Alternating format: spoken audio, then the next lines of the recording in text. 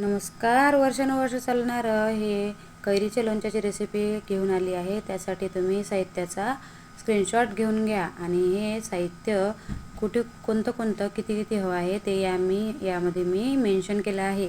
कैरीचे लोणचे म्हणजे आपल्या शरीरातील व्हिटॅमिन्स वाढवण्याचा एक स्रोत आहे. आपल्याला विविध व्हिटॅमिन्सची आवश्यकता असते. आपण शरीरामध्ये कोणत्याही गोष्टीची कमतरता होऊ नये त्यासाठी ए, सी, ई, के हे अनेक विटॅमिन्स या लोणच्याच्या कैरीमध्ये आणि इतर मिळवलेल्या साहित्यामध्ये असतात. त्यामध्ये अतिशय उत्तम प्रकारचे लोह आणि अँटीऑक्सिडंटसुद्धा असतं. मल्टीविटॅमिन्स आणि पचनशक्ती वाढवणारं, रोगप्रतिकारशक्ती वाढवणारं असं जीवनसत्वाचा खजिना आहे. तर तुम्हाला ही लोणच्याची रेसिपी आवडते का आणि तुम्ही लोणचं रोज खाता का हे मला कमेंट करून सांगा. मी तर खाते बाबा, माझा मुलगाही खातो. त्यानंतर यामध्ये अतिशय उत्तम अशा सगळ्या प्रकारचे इंग्रेडियंट्सची लिस्ट मी तुम्हाला देणार आहे. हे आपल्या प्राचीन काळातील लोक अतिशय आवडीने खायचे आणि आधीच्या लोकांची शरीरयष्टी बघा ना किती छान होती, सुदृढ होते. त्यांनी जे काम केले ते आपण आता एका व्यक्तीने जे काम केले ते आता आपण 4-5 व्यक्ती मिळून करतो. तर बघा अशा प्रकारचे ते लोक होते. त्यांच्या शरीरातील जशी व्यवस्थित व्हिटॅमिन्स होते तशी आपल्याला मिळणे आवश्यक आहे. त्यासाठी आपण विविध प्रकारचे उपाययोजना सप्लिमेंट्स घेतो. पण हे सप्लिमेंट नाही तर हे एक आहे नॅचरली बनवलेलं कैरीचं लोणचं. तर त्यासाठी आपण यामध्ये जे पदार्थ घेतले आहे त्याची लिस्ट मी तुम्हाला सुरुवातीलाच मेन्शन केली आहे. तुम्ही त्याचा स्क्रीनशॉट घेऊ शकता आणि मी ते डिस्क्रिप्शनमध्ये ॲड पण करणार आहे. यामध्ये मिठाचे प्रमाण भरपूर असते म्हणून बीपीवाल्या पेशंटने थोडं कमीच खावं. ॲसिडिटी होऊ शकते, त्यामुळे ॲसिडिटी होणाऱ्यांनीही हे जपूनच वापरावं. अतिशय उत्तम आणि टिकणारे आणि वर्षानुवर्ष चालणारे हे लोणच्याची रेसिपी मी तुमच्यासोबत शेअर करत आहे. मी या ठिकाणी 4 किलो या प्रमाणात कैरी घेतली आहे. तुम्हाला जर 2 किलो कैरीचे लोणचे करायचे असेल तर तुम्ही याच्या अर्ध साहित्य घ्या आणि जर तुम्हाला 1 किलोचं करायचं असेल तर तुम्ही याचा 1/4 घ्या. समजा जर मी सांगितलं आहे की 1 वाटी तर तुम्ही 2 किलोला अर्धी वाटी तर 1 किलोला पाव वाटी अशा प्रमाण घेऊ शकता. आणि काही मी चम्मचच्या साहाय्याने टेबलस्पूनच्या साहाय्याने पण यामध्ये इंग्रेडियंट्स टाकले आहे, ते तुम्ही कमी जास्त करू शकता. अतिशय उत्तम टिकणारे आणि मस्त लोणचं असे होते आणि त्यामध्ये मी तेल ॲड केलेलं असल्यामुळे हे वर्षानुवर्ष कधीही खराब होत नाही. मिठाचे प्रमाण योग्य असेल तर अतिशय उत्तम असं हे लोणचं टिकतं. तर बघा अशा प्रकारे आपण याला 2-3 दिवस गंजामध्येच ठेवणार आहोत. पण लक्षात ठेवा गंज हा नेहमी स्टीलचाच हवा.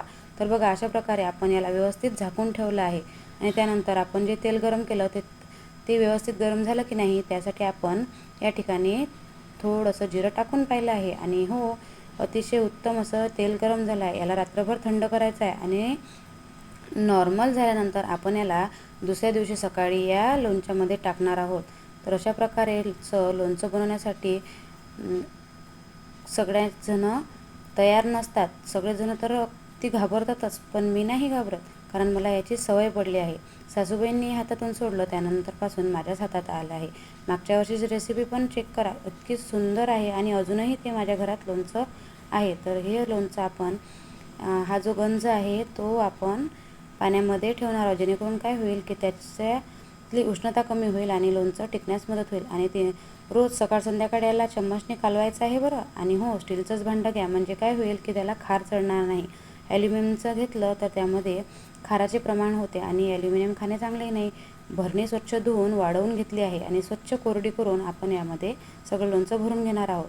तर बघा अशा प्रकारे हे लोणचं भरून आपण अतिशय उत्तम प्रकारे या लोणच्याची साठवणूक करू शकतो. त्यानंतर ही भरणी पूर्ण भरून घेतल्यानंतरही आपल्यासाठी रोजच्या खाण्यासाठी छोट्या भरणीमध्ये आपण लोणचं काढून घ्यायचं आहे, म्हणजे जेणेकरून याला नेहमी हात लागणार नाही. आणि हो, ते जी भरणी आहे ती पण आपण चिनी मातीची किंवा काचाचीच वापरायची आहे, जेणेकरून आपलं लोणचं वर्षानुवर्ष चांगलं राहील.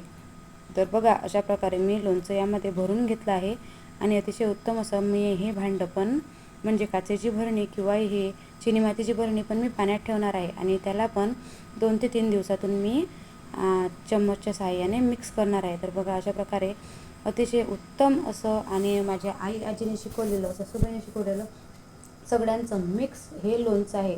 ज्या प्रकारे पूर्वीचे लोक अतिशय उत्तम प्रकारे शरीर सुदृढ आणि मजबूत असायचं, त्याचप्रकारे आपणही आपल्या लेकरांसाठी मुलांसाठी हे एक देणगी म्हणावी किंवा एखादं दान म्हणावं तशा प्रकारचं हे लोणचं आहे, जेणेकरून आपल्याला काय होईल की आपण नाही कुठल्या जॅमचा वगैरे यूज न करता जर ही आपण लोणचं वापरत असू तर ती उत्तम आहे. म्हणजे काय होईल, बाहेरचे जॅम सॉसेस मुलं वापरतात, त्यामुळे काय होतं की त्यांच्या शरीरावर चांगले नाही पण विपरीत परिणाम होतात.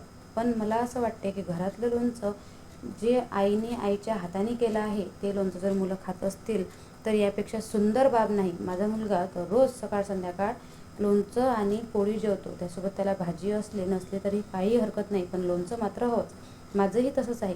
तर तुम्हीही नक्कीच तुमच्या मुलांच्या आरोग्यासाठी व आपल्या घराच्या चांगल्या उज्ज्वल अशा शरीरयष्टीसाठी आणि कुठल्याही प्रकारचा दवाखाना न करण्यासाठी नक्कीच ह्या घरच्या घरी बनणाऱ्या वस्तू बनवत जा. त्यासोबतच माझ्या चॅनलवर अन्नपदार्थासोबतच अनेक क्राफ्टचे व्हिडिओही मी टाकत असते, त्यासोबत तुम्ही हेही पाहू शकता. व्हिडिओ आवडल्यास तुम्ही लाईक करा, कमेंट करा, शेअर करा आणि तुम्ही लोणचं किती कसे बनवता आणि किंवा काहीच न समजल्यास मला कमेंट करून सांगा. मी नक्की तुमच्या प्रश्नांचे उत्तर देण्याचा प्रयत्न करेन. आणि हो बघा, अशा प्रकारे पाण्याचं भांडं घेतलं आहे आणि त्यामध्ये ही भरणी ठेवून द्यायची आहे. व्हिडिओ आवडल्यास नक्की तुम्ही लाईक शेअर कमेंट करा आणि मला सबस्क्राईब करा, जेणेकरून काय होईल, तुमची ही बहीण थोडी पुढे जाईल. तर नक्की माझ्या चॅनलला सबस्क्राईब करा. सांगितल्याप्रमाणे नक्की ट्राय करा. धन्यवाद.